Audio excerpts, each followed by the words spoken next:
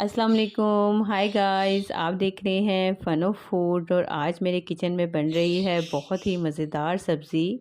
ये है अरबी बैंगन की सब्ज़ी। बहुत टेस्टी लगती है खाने में।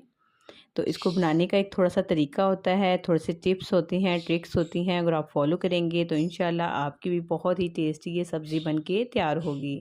तो बिस्मिल्लाहिर्रहमानिर्रहीम। सबसे पहले पैन में हम ले लेंगे 1 कप ऑयल। साथ ही मैं इसमें डालूँगी 1 टीस्पून ज़ीरा। ज़ीरे को हम हल्का सा कड़कड़ा लेंगे। जब ज़ीरे में चिटक चिटक की आवाज़ आना शुरू हो जाए उस टाइम आपने इसमें डाल देना है एक बड़े साइज़ का प्याज। प्याज इसमें थोड़ा सा ज़्यादा ही जाता है ताकि अच्छा सा मसाला बन जाए। जितनी देर प्याज फ्राई हो रहा है, यहाँ पे देखिए मैंने लिए हैं 1.5 पाव टमाटर, जिन्हें मैंने गोल स्लाइस में कट किया है। इसमें डालेंगे लहसुन का पेस्ट। ये 1 टेबलस्पून लहसुन का पेस्ट है, अदरक इसमें नहीं जाएगा। 1 टीस्पून हल्दी है।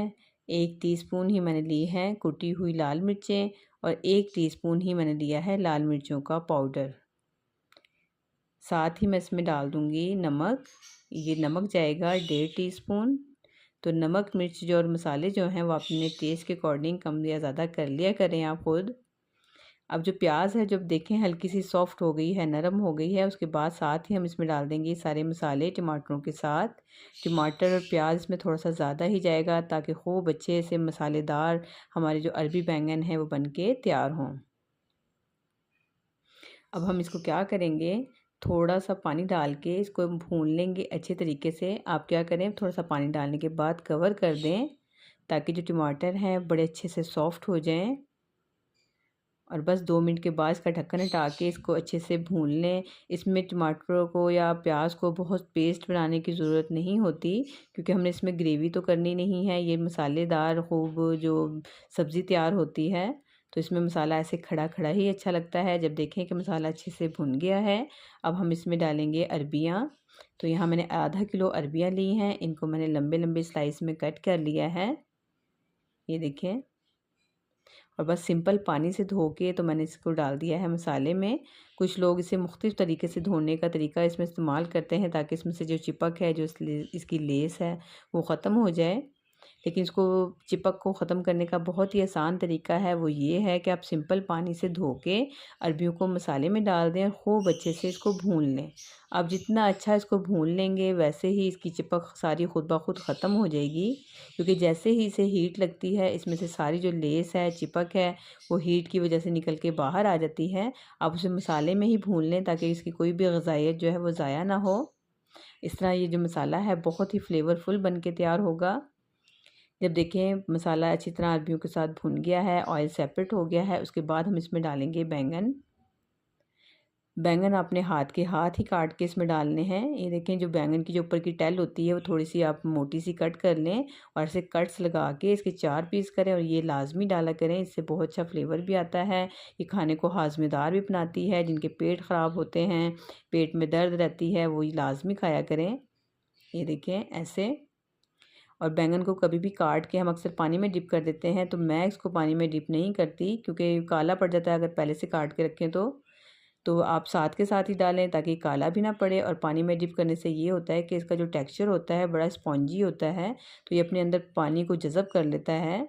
उसके बाद इसके अंदर पानी जब भर जाता है तो यकीन करें इसको भूनने में बहुत मसला होता है। इसको जब हम बाइट लेते हैं, प्रेस करते हैं, तो उसमें से पानी ही निकल रहा होता है।